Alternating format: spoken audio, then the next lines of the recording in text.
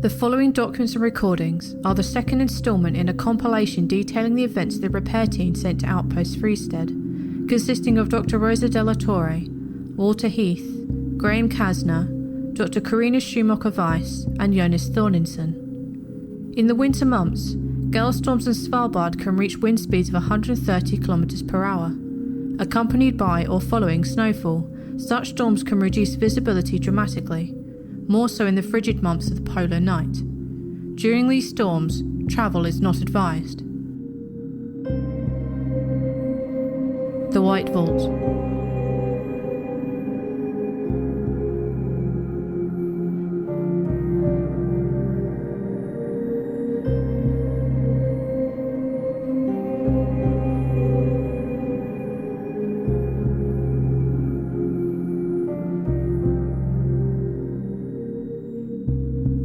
Following the previous instalment, the assessment and repair team were confined to the outpost bunker for several days, waiting out a storm. During this time, several recordings and documents were found, though not all contained timestamps.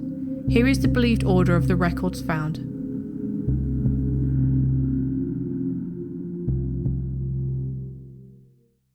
It's recording. Go ahead. Well, what do you want me to say? Talk a little bit regarding what we've been up to these last few days. We haven't been up to much. Your turn, Rosa. Be back in a moment. They're playing rummy. Why? Because we've been stuck in this bunker for 3 days now. Visibly outside is shit, and the winds would push me off the roof in one blustering swoop if I tried to repair the transmitter. Consequently, rummy. I am back. Sorry. So, just what we have been doing? Yes. Well, we played every card game I know. Jónas has told us about Icelandic folk tales he tells his daughters. Karina taught us German slang and vulgarity between her time spent looking over the research data. Our savior, Walter, brought a laptop with a few movies on it. Shaun of the Dead, The Village, Lord of the Rings. The Return of the King, to be specific. And Batman, which Graham had not seen. Graham? Casner. Oh, I hadn't even thought he'd had a first name. Yeah, like Enya or Bono. I heard that. Rosa, you're next. Yes. Can I call you Graham? No. Well, all right then. While we've been locked up in this concrete can, I've switched priorities. I took some time to look into the function that had been programmed into the receiver transmitter here. Whatever it was coded the same time as the rest of the program, and I can't easily get rid of it.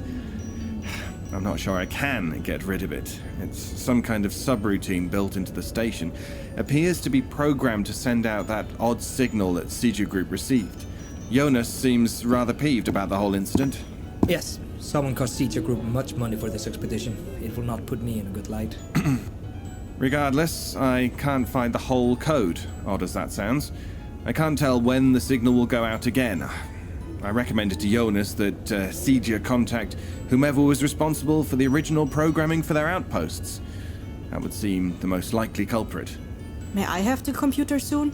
I would like to examine some additional readings. Not a problem. Anyone want to watch a movie? The following is a document found on a notepad near the bed of Mr. Þórirsson. His handwriting is clear and slightly cursive, though he presses down hard with the pen. Ég saknar stelpnanna. Við sitjum first í Outpost Friested. I miss my daughters. We have been sitting in Outpost Friested waiting out the storm. It is warm and we have food, but I'm disheartened. I know there is a music festival sometime soon in Reykjavik, and I wanted to take the twins to hear the music and see the lights. But I am afraid I have already missed it. Hilda was right, obviously. She always is. This expedition will impress Miss Rosa, and I understand that, but this is so unusual. Once I get home, everything should be fine. Her mother can't continue to justify her opinions of me under false pretenses, and I'll take the girls out for pastries.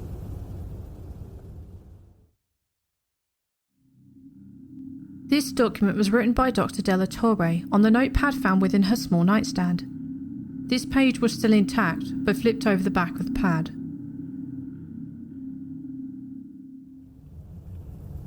La privacidad puede ser difícil de encontrar si es que la encuentras. Esto no es un secreto. Y como contratistas, Jónas nos ha avisado. Privacy can be hard to find, if not impossible.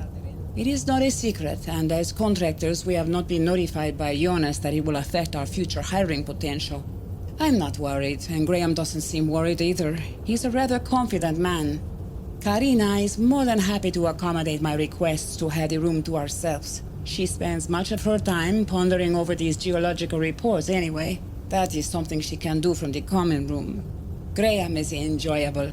He's self-assured, if not overly so, but he is a nice, if not curt conversationalist when he decides to speak up, and he has a sharp wit about him, though he chooses not to use it. I think he fears being too coarse. He seems to like working in Svalbard, and I think it suits him. Like me, he has been out here for several expeditions. He has some tourist horror stories I wish he'd share with the others, but that is for him to decide.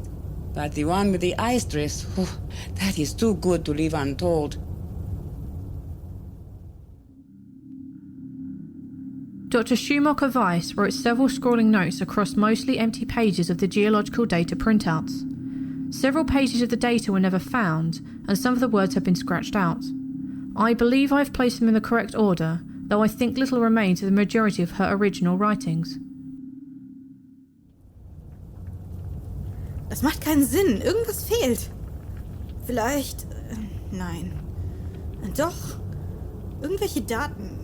Ich weiß nicht. It makes no sense. Something is missing. Perhaps... no. Certainly.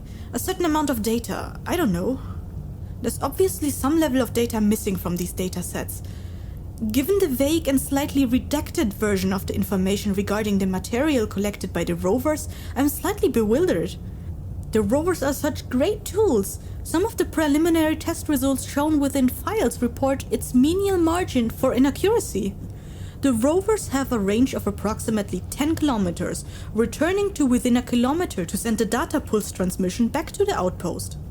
Seeger Group, some other private and governmental organizations, as well as universities such as the University of Iceland, Uppsala University, and Oxford, all have claimed to several active rovers and several different types of collected data. Yet I have never heard of this program before signing on with Seeger Group. Whole sections are missing. Data surrounding 79.176401 latitude, 12.852573 longitude, which is rather near us, and data surrounding the area near 79.141941 latitude, 12.883679 longitude. Not inaccurate, just missing. Otherwise, the data appears evenly spaced, the rover's taking reads every 100 meters or so. Results appear on all sides of the missing data points, so perhaps it is a programming error, or perhaps it too has been redacted. And that doesn't even seem to be the worst of the problems. Following these records, a recording was found from the first day the team exited the bunker at Outpost Freestead after their arrival, on the personal recording of Mr. Heath.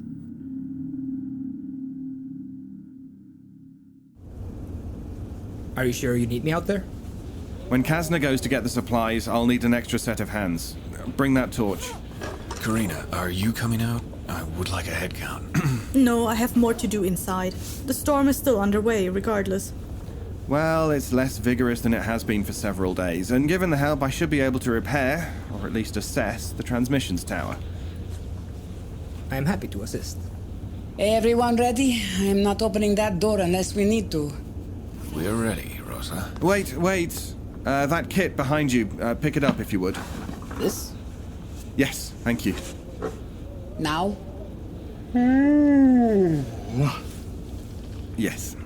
Let's get this over with. Happy Christmas! It is cold.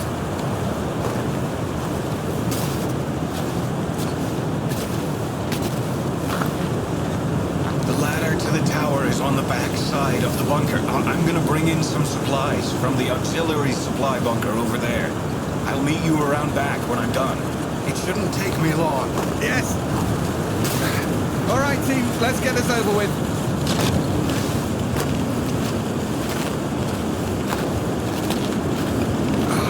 There's nothing, just white. Look at it. Anyone have that gun? Casner gave it to me for now. Rosa, you take it. Will do. Now get up there and fix it. Yes, I'm climbing. These gloves are not conducive to dexterous works. You will require more dexterous work on the tower than the ladder, Walter. True. One hill rounded, now to the mountain. Where should I be? There, there's a windbreak. Point the torch where I'm looking. I'll need some time to find the problem. Or not. Did you find the break? Yes, it's a cut. Clean through. Point the light there. Your resume was very impressive.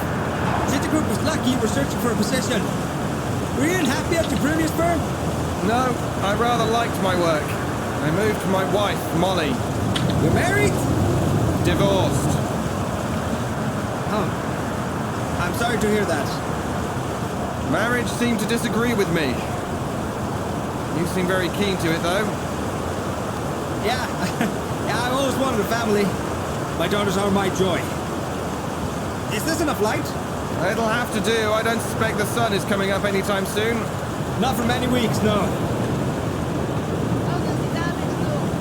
What? How does the damage look? It was Rosa at the bottom of the ladder. One moment. Wait. That was the only torch.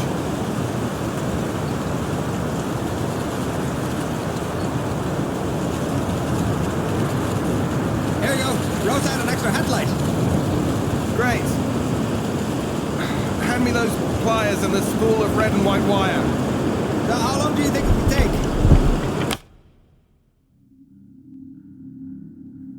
It appears as though Mr. Heath's recorder was intentionally switched off at this point. The next document is an action report from Mr. Casner, found in a folder in the common room.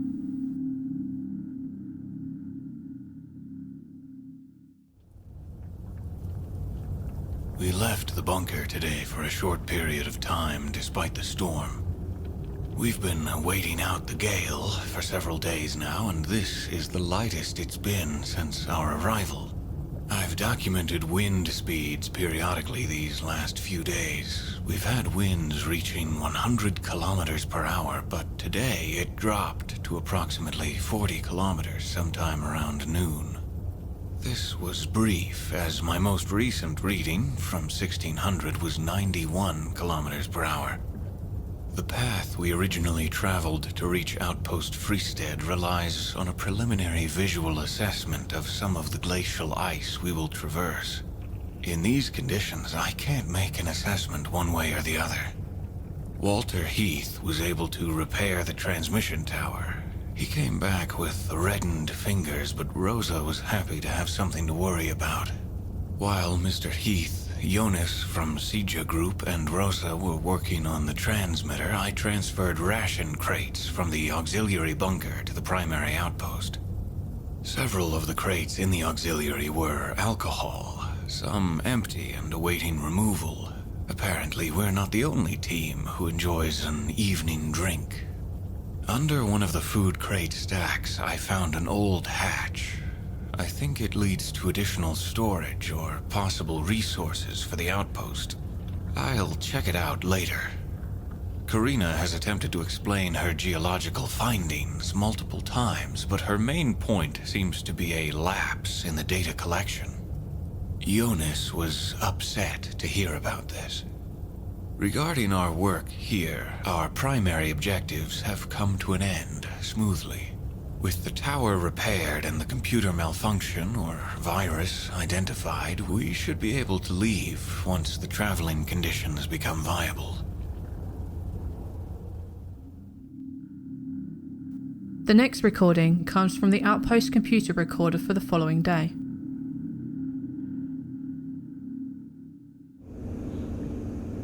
So, everything should work now.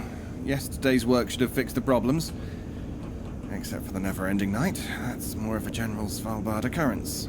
Additionally, Dr. Schumacher-Weiß was able to find some relevant discrepancies in the recorded geological data. I'm sorry, I can't make better assessments without the full data set. Your findings will certainly be of interest to the research teams, regardless. Are we able to leave now? No. While the weather conditions let up enough to allow some brief work to be completed, there is limited visibility during this storm. Even with the snowmobiles allowing us to move through the storm quickly, there is too much at stake to just drive blindly into the wilderness. We are over 30 kilometers from the nearest form of civilization, with wind, ice, pelting snow, cliff drops, and polars in between. Well, we have a well-stocked pantry, entertainment, and good company. Anyone for cards?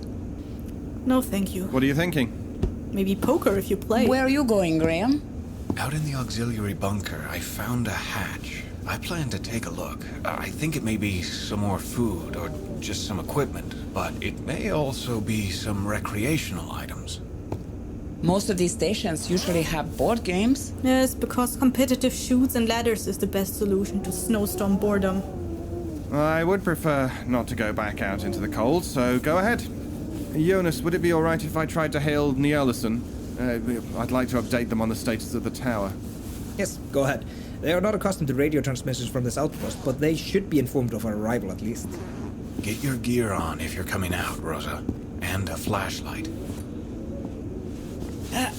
Coming, Jónas? No, I think I would like another cup of coffee.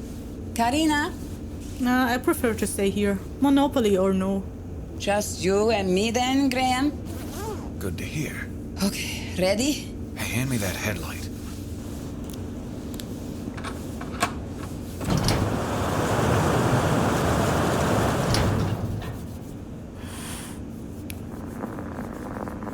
Hello, this is Walter Heath at Outpost Freestead, reaching out to Seeger Group at Niolason.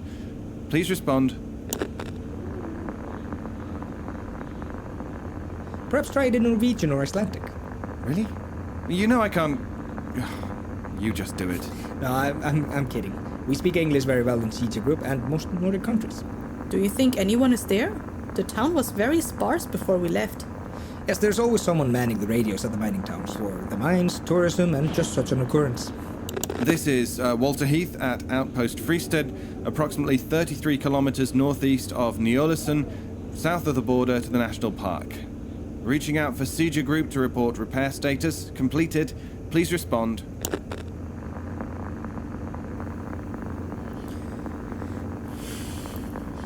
So we wait. It is a boring job. Perhaps someone stepped out for a moment. Get a coffee, maybe for a piss? There couldn't have been more than 40 people in that town anyway. Town is being generous. We think of it more as a research station. Is there more coffee, Jónas? I'll make another pot.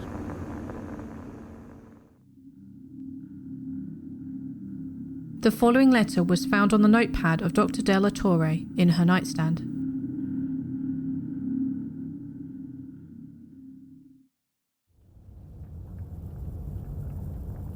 Venir hasta acá por trabajo siempre es toda una aventura.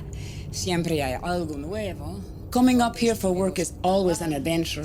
There's always something new, some new recreational sport to try, some new tourist recreational sport injury to address, some new man, and some new thing to discover. Graham and I went to the auxiliary bunker to examine a metal hatch he found beneath some supply crates. The hatch door was heavy, dense metal, the size of a small coffee table. Graham hoisted it up and I stuck a pipe in. After that, he pried it open until it fell against the wall with a crash. It was pitch black, as most places are up here in the winter. We shone a flashlight down, revealing stone stairs roughly hewn. There was a metal handrail, thankfully, as the stairs were unevenly steep and narrow. Graham descended first with his headlight. There is a tunnel at the bottom. We were hoping for a storage room. The tunnel looks different depending on where you are. We first entered into an area that looks like a narrow hallway, straight walls, even a handrail for a couple meters, but then it begins to look more like a mining tunnel. It is not unheard of for mining companies to make exploratory tunnels, scaffolding included in this instance. This tunnel continues for perhaps 3 kilometers before the scaffolding stopped, and it began to look like a natural stone cave system. There was one dominant path through the caves, though many side paths existed. It was at this point Graham decided to turn around. He deemed us unprepared for such a long exploratory hike. He plans to return tomorrow, better prepared. I can understand his reasoning regardless of my excitement. The caves look as though they may only become more complicated as the tunnel goes on. Karina may have some insights into the use of such tunnels. It is cold down there, but there is no wind chill, so it is significantly better than the storm raging outside. I need a cup of coffee. Not that the stuff here counts as coffee.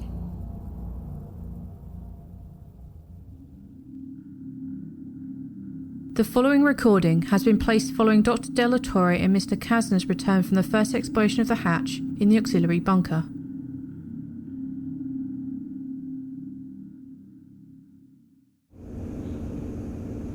Yes, that's how it works. So it is recording now. Yes. That wasn't difficult. No, the knobs and lights make it look more complicated than it actually is. I found wine. Wonderful. Far preferable to that Nordic potato spirit. Wine does not agree with me. Tonight, wine agrees with everyone. These bottles are a few years old, and this is not the kind of wine that ages well. So, drink up. Waste not, want not. Glasses are behind you, Rosa. Gracias. So what did you find under the hatch? A tunnel. Was there any of the equipment Casner hoped for? No, just a tunnel. A mining tunnel, maybe. It became a cave the further we went. The further you went? How long was it? Several kilometers at least. And we did not reach the end. Why do you think we were gone so long?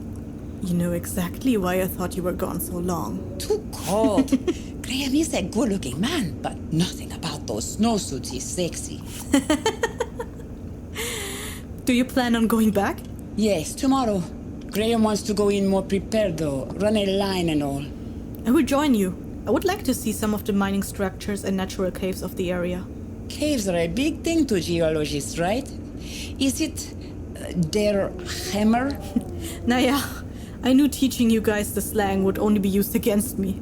And you're a bit too old to use that one, Rosa. No older than you. And I haven't said that since gymnasium. There's no hot water left.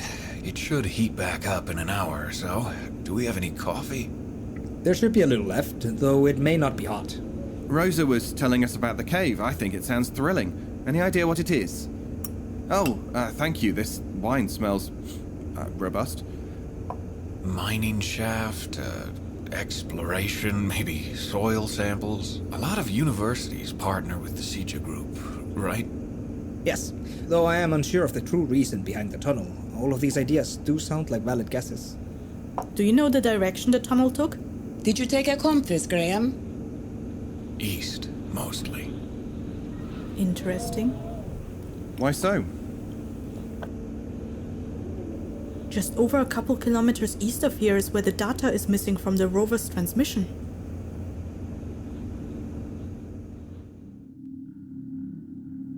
The recording stopped there. No other recordings or documents could be found prior to the previous group recording. This completes the second collection of information regarding the repair team at Outpost Freestead. The White Vault.